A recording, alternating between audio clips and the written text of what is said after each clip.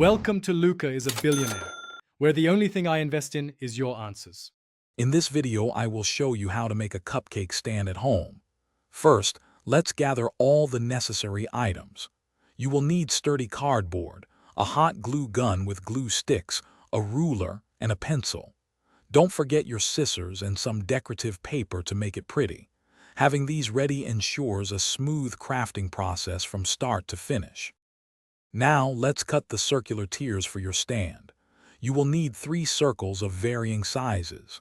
A good starting point is 10 inches for the bottom, 8 inches for the middle, and 6 inches for the top tier. Use a compass or a string tied to a pencil to draw perfect circles before carefully cutting them out.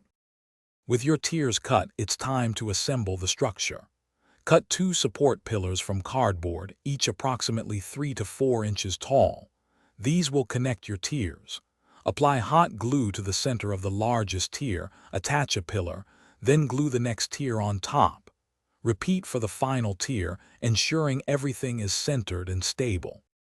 The fun part is here, decorating your homemade cupcake stand. You can cover each tier with decorative paper, paint it a vibrant color, or even wrap it in fabric.